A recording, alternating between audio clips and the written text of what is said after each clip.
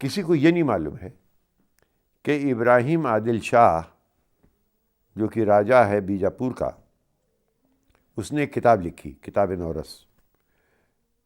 اس کا دیباچہ وہ شروع ہوتی ہے سرسوتی وندنا سے.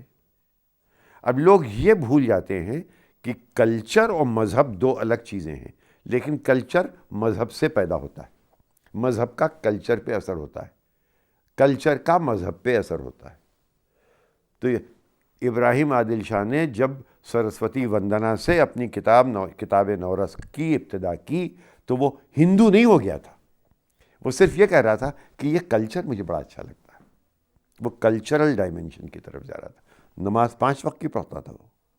یہ لوگ ذرا سا اس میں، اسی طریقے سے میں نے آپ کو بتایا کہ کمبر رامائنن جو ساؤتھ انڈیا کی رامائن ہے، اس کا الٹیمیٹ اتھارٹی جسٹس اسماعیل ہوا کرتے تھے چنئی میں، مدراس میں، جب میں وہاں ایڈیٹر تھا انڈین ایکسپریس کا. لوگوں کو یہ نہیں معلوم ہے.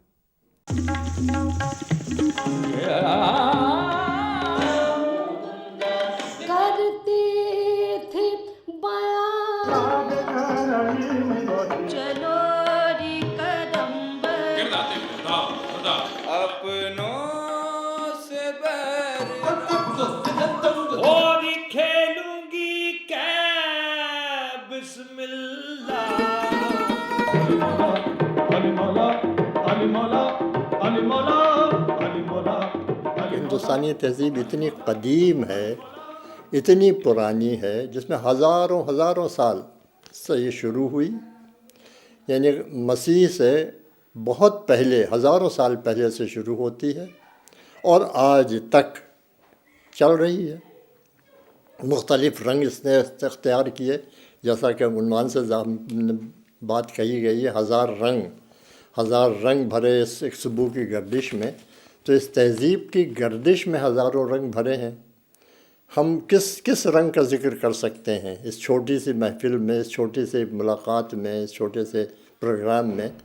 تو اس لیے ہم بہت ہی مختصر طریقے سے پہلے زمانے کو متعین کر لیں کہ ہم کس زمانے کی بات کر رہے ہیں اپنی تہذیب کے سلسلے میں.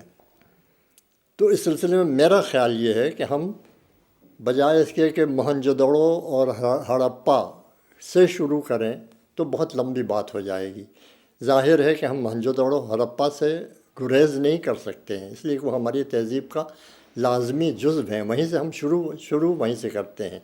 لیکن ہم آج کی بات جو شروع کرنا چاہتے ہیں وہ اس عہد سے جسے عام طور پر عہد وسطیٰ کہا جاتا ہے، جسے بھکتی اور صوفی تحریک کا دور کہا جا سکتا ہے، جسے بھکتی کال کا نام دیا جاتا ہے، جسے صوفی عہد کا نام دیا جاتا ہے، اس لیے کہ وہ ذرا ہم سے قریب، ہماری پہچان اس سے زیادہ قریب ہو جاتی ہے.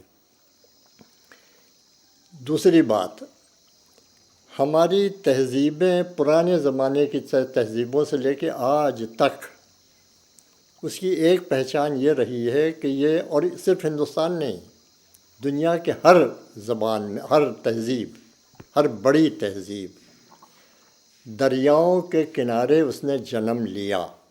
دریا کے کنارے ہماری جو تہذیب نے جنم لیا، اس میں سب سے بڑی تہذیب، سب سے بڑا دریا ہمارے یہاں کا اور پرانی تہذیب کا گہوارہ دریائے سندھ کی وادی تھی.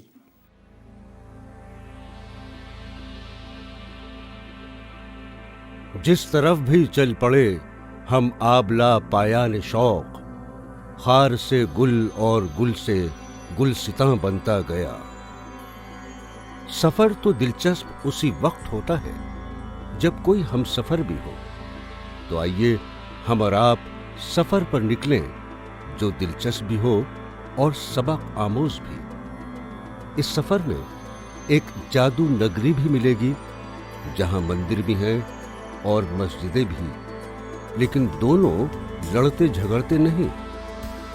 جہاں ملا بھی ہیں اور پنڈت بھی، لیکن ایک دوسرے کے ہاتھ میں ہاتھ ڈالے ہوئے. یہاں حسیناؤں کی ٹولیاں بھی ملیں گی اور عاشقوں کے جمگھٹ بھی. شاعر بھی ملیں گے اور گویے بھی، ناچنے والے بھی ملیں گے اور نچانے والے بھی. सफर है शर्त मुसाफिर नवाज वो तेरे, हजार हा शजरे सायादार राह में है।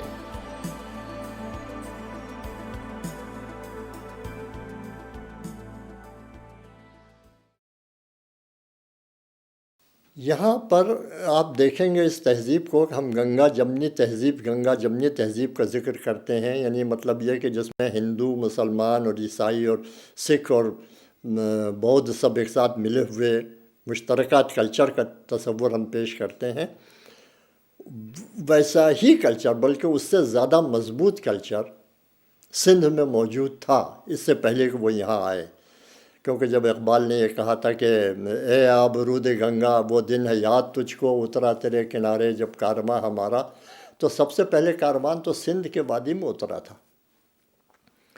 तो वादी में देखिएगा, सिंध की वादी में, तो यहाँ सूफियों ने और यहाँ के जोगियों ने बहुत बड़ा असर डाला यहाँ की ज़िंदगी पर, यहाँ की रवादारी पर, यहाँ के भाईचारेपन पर, यहाँ के एक बुनियादी कल्चर सब बनाने पर बहुत बड़ा असर डाला है सूफियों ने। एक नाम आप 13वीं सदी का, जहाँ तक मुझे याद पड़ता है 13वीं सदी के हैं हज़रत, वो लाल शहबाज कलंदर। इनके मज़ार पर जाइए तो इनके मज़ार पर लिखा होगा झूले लाल। क्या मतलब भाई, ये तो आए हैं हम शहबाज कलंदर के यहाँ, झूले लाल क्या मतलब हुआ? झूले लाल, इनको हिंदू झूले लाल कहते हैं या उदैर लाल कहते हैं, मुसलमान उनको ताहिर कहते हैं या शहबाज कलंदर कहते हैं। ये दरिया के वो हैं, पीर हैं, दरिया इनके कब्ज़े में है, ये दरिया के देवता हैं। हिंदुओं के लिए दरिया के देवता हैं, मुसलमानों के लिए ये पीर हैं, इनके कब्ज़े में दरिया है। फिर इनके लिए राग, रागनियाँ, कव्वालियाँ, आपने वो सुना होगा, इनका मशहूर लोग गाते, बहुत मशहूर होते, इनके बहुत चीज़ें इनकी मौजूद हैं, लेकिन चूँकि सिंधी ज़बान से हम लोग इतना वाकिफ़ नहीं। लेकिन वो जो मशहूर कव्वाली गाई जाती है, दमादम मस्त कलंदर, सिंधड़ी दा सेवंदा सखी शाबाश कलंदर, दमादम मस्त कलंदर, अली दा पहला नंबर, अली दम दम दे अंदर, अली शाबाश कलंदर, ओ लालू मेरी, ओ लालू मेरी।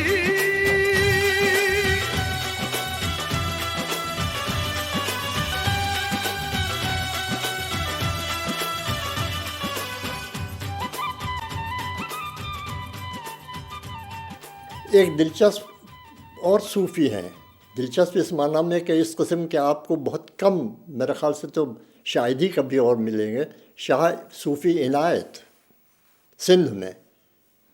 ये वो शख्स है, ये वो सूफ़ी है जिसने जिस वक्त सरमत को औरंगज़ेब के ज़माने में यहाँ दिल्ली में कत्ल किया गया है, उस ज़माने में शायद 6-7 बरस के रहे थे इनायत, शाह इनायत।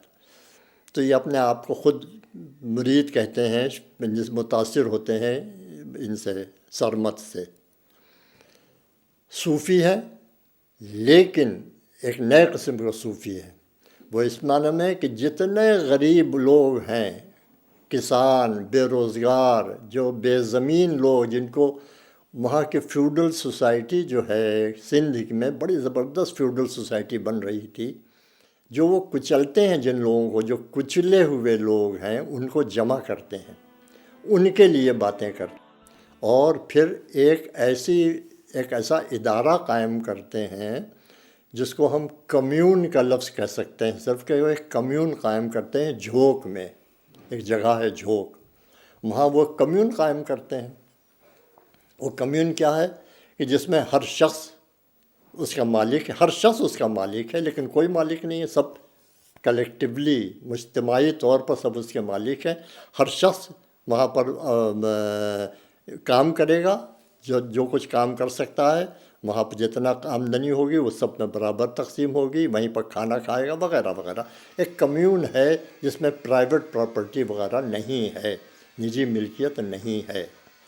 ये मेरा ख़्याल ये है कि इस पूरे हिंदुस्तान पाकिस्तान को जो सब कॉन्टिनेंट है, واحد پہلا سوشلسٹ قسم کا ایک صوفی ہے جس کے پاس ہزاروں کی تعداد میں لوگ جمع ہو جاتے ہیں، اتنے کہ لوگ ڈر جاتے ہیں، جو تعلق دار زمیندار ہیں بڑے، جو گورنر صاحب ہیں وہاں کے، وہ ڈرتے ہیں، وہ حملہ کرتے ہیں ان کے اوپر، لیکن جتنے فقیر کہلاتے ہیں جو ان کے ساتھ ہیں، فقیر ان پر جواب دیتے ہیں، ان کا ڈیفینڈ کرتے ہیں، کسی طریقے سے ہارتے نہیں ہیں، ان کو شکست ماننی پڑتی، جو لوگ ان پر حملہ کرتے ہیں ان کو شکست ماننی پڑتی ہے۔ آخر میں وہ لوگ گورنر صاحب اور جتنے گورنر اور وہ لوگ ہیں تعلق دار زمیندار، وہ بادشاہ دہلی کے بادشاہ سے کہتے ہیں کہ صاحب آپ ان کو بلائیے، ان سے بات کیجئے، یہ تو بڑی مصیبت بن گئے ہیں، یہ تو سب جائیدادیں ہماری ضبط ہو جائیں گی، یہ جھونک میں انہوں نے کیا کر رکھا ہے، کمیون بنا رکھا ہے۔ تو چنانچہ یہ ہوتا ہے، ان سے کہا جاتا ہے کہ اچھا ان کو گفتگو کے لیے بلائیے، تو گفتگو کے لیے دعوت نامہ جاتا ہے شاہ صوفی عنایت کے پاس، اس پر سب قرآن پر ہاتھ رکھ کے لوگ وعدہ کرتے ہیں کہ آپ کو کوئی گزند نہیں پہنچے گا، آپ صحیح سلامت جائیں گے اور بات چیت کے بعد صحیح سلامت واپس آئیں گے۔ لیکن جب یہ جاتے ہیں ان کے پاس تو یہ قتل کر دیے جاتے ہیں۔ اس کے بعد کئی ہزار، کہتے ہیں 10,000 فقیر مارے گئے ہیں، قتل کیے گئے ہیں اس کے بعد سے۔ یہ ایک صوفی تھا جس کا سندھ میں بے انتہا اثر تھا، جس کا آج بھی کہتے ہیں جب اس کا سر قلم کیا گیا اور دلی لے جایا گیا تو راستے بھر، اب یہ تو لیجنڈ جو ہوتے ہیں نا عوام کے سطح پر، جیسے سرمت کے بارے میں مشہور تھا، ایک بہت سے کہانی قصے مشہور ہو گئے، ویسے ہی ان کے بارے میں بھی کہ یہ ان کا سر جب دلی لے جایا جا رہا تھا تو راستے بھر یہ گاتے ہوئے گئے ہیں، جس کو کہتے ہیں بے سر نامہ، یعنی بغیر سر کے کوئی گانا ہے جو بے سر نامے کے نام سے، وہ سندھی سب جانتے ہیں کہ وہ بے سر نامہ کیا ہے، بیٹھ کے سنتے ہیں، روتے ہیں، آنکھوں میں آنسو آتے ہیں، بے سر نامہ پڑھا جاتا ہے۔ ان سب چیزوں کو کہیں پر ایک جگہ پر کسی نے جمع کیا سندھ میں، تو وہ تھے شاہ عبداللطیف بھٹائی۔ سندھ پر انہوں نے گویا کہ راج کیا ہے، حکومت نہیں کی، سندھ کے لوگوں کے دلوں پر راج کیا ہے اس شخص نے، عبداللطیف بھٹائی نے۔ بھٹ شاہ میں بہت بڑا مزار ہے، جہاں میرا خیال سے شاید ہی کوئی وقت ایسا ہوتا ہوگا جب لوگ مجمع نہ ہوتا ہو وہاں پر، اور واحد جگہ ہے جہاں پر چاہے وہ بہت بڑا آدمی ہو یا بہت چھوٹا آدمی ہو، سب جمع ہوتے ہیں، سر جھکا کے بیٹھتے ہیں اور سنتے ہیں۔ شاہ عبداللطیف بھٹائی نے بہت مشہور ان کی ایک کتاب لکھی جس میں کہانیاں، قصے، ان لوگوں کے صوفیوں کے ساتھ ایک جو چیز تھی وہ یہ کہ عوام کی زبان میں عوام کے قصے، کہانیاں، ان کے ذریعے سے اپنا میسج پہنچانا، یہ ان کا کام تھا۔ اور میسج کیا تھا؟ میسج یہ تھا کہ بھائی انسان، سب سے بڑی چیز ہے انسان کی خدمت، انسان کا دل، جو تمہیں اللہ تک پہنچنا ہے تو پہلے انسان کی خدمت کرنا سیکھو، اس کے دل کو اپنے ہاتھ میں لینا سیکھو، تبھی تم اللہ تک پہنچ سکتے ہو، ورنہ نہیں۔ اس کے لیے انہوں نے کہانیاں لکھنا شروع کی، تو ان کی مشہور کتاب ہے رسالوں کے نام سے مشہور ہے، رسالوں۔ اور یہ اس میں تقسیم کیا ہے انہوں نے، جو چیپٹرز ہیں وہ ہیں سر کے نام سے ہیں، 30 سر۔ تو یہ میوزک پر ہے، کیونکہ شاہ صاحب کو پتہ تھا کہ اگر میوزک میں باندھ دی جائیں چیزیں تو اور زیادہ پاپولر ہوں گی، لوگوں کے ذہن پہ بالکل اتر جائیں گی۔ تو چنانچہ سسی پنو، ایک چیز بہت دلچسپ ہے یہ کہ ان صوفیوں نے، چاہے عبداللطیف بھٹائی ہو یا کوئی اور ہو یا پنجاب میں جو ہے، انہوں نے عورتوں کی عظمت کو بہت زیادہ بیان کیا ہے کہ عورت کو جو پسی ہوئی مخلوق تھی ہمارے سماج کی، اس کو انہوں نے سینٹرل فیگر بنا دیا، اس کو مرکز میں لا کے کھڑا کیا، وہ سونی کی شکل میں ہو یا سسی کی شکل میں ہو یا ہیر کی شکل میں ہو یا کچھ بھی ہو، سب یہ عورتیں ہیں، بہادر عورتیں ہیں، آ کے مقابلہ کرنا چاہتی ہیں سماج کے ان پرانی سڑی ہوئی رسموں کو توڑنا چاہتی ہیں. یہ عورت ہی کرتی ہے، مرد نہیں کرتے. تمام شاعری جو صوفیوں کی ہوئی ہے وہ میسکولن آواز میں نہیں ہے، وہ فیمنن آواز میں ہے. اس کا جو سور ہے، اس کا جسے کہتے ہیں آواز جو ہے، جس آواز میں کہی گئی وہ شاعری، اس کو کہنے والا جو ہے عام طور پہ تقریباً اگر آپ ایک اس کا ایک ڈیٹا بیس نکالیں تو آپ کو پتہ لگے گا کہ اس میں تقریباً 90% جو ہے شاعری کی جو نمایاں جو آواز ہے وہ عورت کی ہے. یہ جو جسے ہم گنگا جمنی تہذیب کہتے ہیں، ایک بات جو ذہن میں آتی ہے وہ یہ ہے کہ شاید گنگا جمنی تہذیب کا کہیں تعلق سینٹرل انڈیا سے تو نہیں ہے، کیونکہ گنگا اور جمنا کا جو بیسک ایریا یہ ہے. یہ ٹھیک بھی ہے، یہ درست بھی ہے، لیکن اس کو ہم ایک میٹافر کی سینس میں، ایک میٹافر کی شکل میں بھی دیکھ سکتے ہیں. مثلاً پنجاب جس علاقے سے میرا تعلق ہے، وہاں پہ جو صوفیزم جو پنپا ہے اور جو بڑھا ہے، وہ اس کا جو تعلق ہے زیادہ انڈس ویلی سے ہے. تو اس لیے جو گنگا جمنی تہذیب جسے ہم کہتے ہیں، اس کو میں ایک زیادہ وسیع شکل میں دیکھتا ہوں. یعنی اگر میں بابا بلے شاہ کی شاعری کی بات کروں تو کیا کیا چیزیں ہیں جو اس کے اندر آ جاتی ہیں. تو آپ یعنی کنیکٹ کرنا ہے ہمیں. جو ایک بنیادی مسئلہ وہ یہ ہے کہ ہمیں کنیکٹ کرنا ہے. اور کنیکٹ کن کن چیزوں سے کر رہے ہیں آپ؟ کنیکٹ کرنے کا مطلب ایک یہ ہوتا ہے کہ ہم ایک بالکل اسپریچول کور ہے ہماری، اور ہم ایک اندرونی کنیکشن جو ہے، زیادہ جو پیوریفائڈ کنیکشن ہے، جو زیادہ پاک و صاف ہے. دوسرا یہ کہ کنیکشن جو باہر کی زندگی ہے اس کے ساتھ، جو کہ اتنی پاک و صاف نہیں ہے، جہاں پہ روزانہ روزمرہ کی جو زندگی کی جو ہیں مطلب تلخیاں ہیں اور بھی کئی قسم کے مسئلے ہیں، ان سب چیزوں کے ساتھ جو جڑی ہوئی جو کنیکشن ہے یہ. تیسرا کنیکشن یہ ہے کہ جو کچھ آپ نے ایکسپیرئنس کیا ہے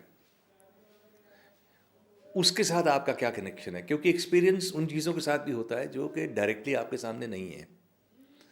یعنی کہ اگر آپ بابا بلے شاہ کی شاعری دیکھتے ہیں تو آپ کو اس کے اندر ہیبرو مائتھولوجی نظر آتی ہے، صاف ریفرنسز، بدھسٹ ریفرنسز نظر آتے ہیں، آپ کو ہندو مائتھولوجی کے ریفرنسز نظر آتے ہیں، آپ کو کرسچن مائتھولوجی کے ریفرنسز نظر آتے ہیں، آپ کو اسی حساب سے یعنی کہ جو فلسفہ ہے پری سوکریٹک، یعنی جسے ہم پری سوفسٹ یا سوفسٹ فلسفہ کہتے ہیں اس کے بعد کا، یہ سب چیزوں کے آپ کو بنیادی حوالے ملتے ہیں. اب ان سب چیزوں کو ہم اکٹھا کیوں کر رہے ہیں؟ ان سب چیزوں کو اکٹھا کر رہے ہیں کیونکہ اس زمانے میں ہمارے سامنے یہ مسئلہ تھا کہ ہم جو ایک سنکریٹک کلچر جسے ہم کہتے ہیں آج کی تاریخ میں جسے ہم کہتے ہیں کہ ڈائیورسٹی اور پلورلٹی کی سیلیبریشن جو ہے، اور اس کے اندر ہر کسی مطلب رنگت کو، اس کی اٹونومی کو تسلیم کرتے ہوئے اس سے آگے بڑھنا کہ آئیے. یعنی پلورلٹی کیا ہوتی ہے؟ پلورلٹی یہ ہوتی ہے کہ آپ اور میں. اس کا یہ مطلب نہیں ہے کہ آپ میرے ساتھ بیٹھے ہوئے ہیں اور میں آپ کو ٹالریٹ کیا جا رہا ہوں. اس کا یہ مطلب ہے کہ آپ میرے ساتھ بیٹھے ہیں، کچھ حصہ آپ کا مجھ میں ہے، کچھ میرا حصہ آپ میں ہے. گنگا جمنی تہذیب کا جو بیسک جو بنیادی جو جسے کہتے ہیں فاؤنڈیشن، وہ یہی ہے کہ ہماری زندگی کے کچھ حصے آپ کے پاس ہیں اور آپ کی زندگی کے کچھ حصے آپ نے ہماری زندگی میں رکھ چھوڑے ہیں. اور اسی طرح یہ جو سیلیبریشن کلیکٹیو جو ہے ہندوستان کی پچھلے کئی 100 سالوں سے، کئی ہزار سالوں سے چلی آ رہی ہے. تو گنگا جمنی تہذیب ایک معنی میں اس سینس میں دیکھتا ہوں. دوسرے معنی میں اس کے ڈائریکٹ جو ہیں مطلب میٹیریل کوآرڈینیٹس ہیں. یعنی ہماری زندگی میں عام جو چیزیں ہیں جیسے چرخہ ہے، کچھ چیزیں ہیں جیسے چرخہ ہے، جیسے کپڑے کو بننا ہے. کپڑا ایک بہت بڑا جو ہے میٹافر بن کے ابھرتا ہے. یعنی آپ اندازہ لگائیے کہ 16 سینچری کے اندر جو سب سے پہلی ہندوستان کا یہ جو خطہ ہے، یہ جو پورا جیسے ہم جیسے کہتے ہیں کہ بر صغیر سب سے پہلی جو شاعر جو پوئم ہے، جو سب سے پہلی نظم ہے، وہ صوفیوں نے لکھی ہے، اور وہ اس طرح سے چلتی ہے کہ وہ کپڑے پہ ہے. وہ کپڑا ایک ماں اپنی بیٹی کو دیتی ہے اس کے شادی کے وقت. یہ اس نے ہاتھ سے بنا ہے، لال رنگ کا کپڑا ہے. یہ ایسا کپڑا نہیں ہے کہ جو آپ ہر روز پہنو گے.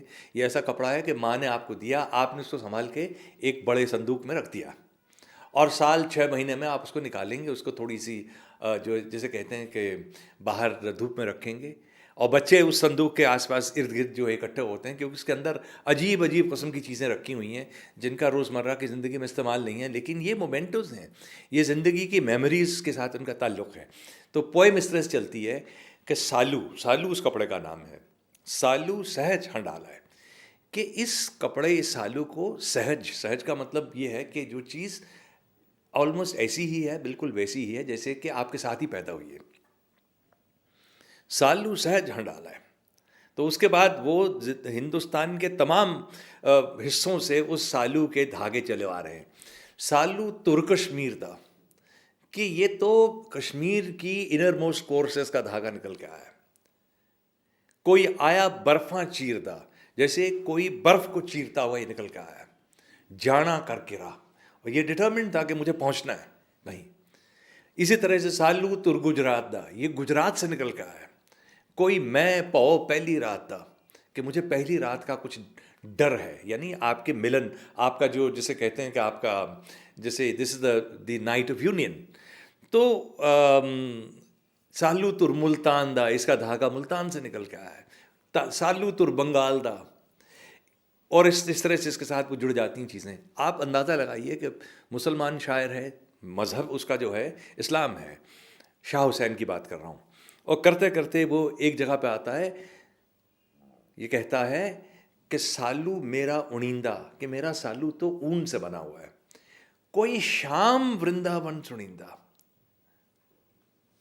اب یہ پنجاب کا شاعر ہے اور وہ بات کر رہا ہے شام کی اور ورنداون کی، اور وہ کہتا ہے بڑے مطلب پیشن کے ساتھ کہتا ہے کہ جانا بکھڑے راہ، کہ میں تو جو ہے نا عام فہم جو راستہ ہے اس سے جو ہے نکل کے کہیں اور جاؤں گا. سالو سہج ہنڈالا، سالو تر کشمیر دا، کوئی آیا برفاں چیر دا، جانا کر کے راہ نیما.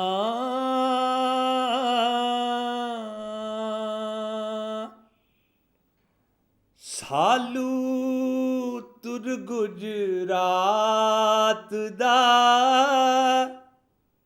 کوئی میں پہلی رات دا، دتے ٹنگ بغائے نیما.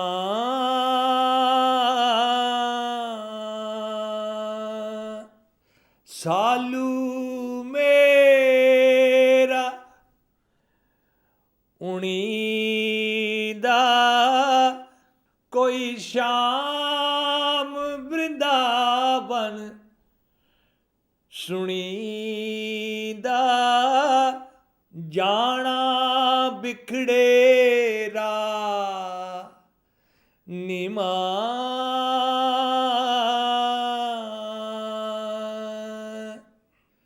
سالو میرا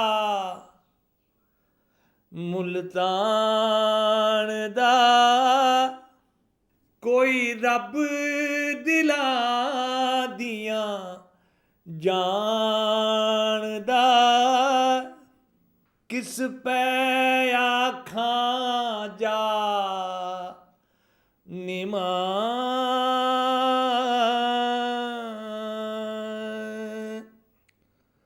اے تساں سبے سالو والیاں، تساں ایک بھی رکھ دیاں ڈالیاں، تجھ جیہا کوئی نہ نمائے سالودہ رنگ جاونا مڑ پھیر نہ جگتے آونا چلے کم کما نمائے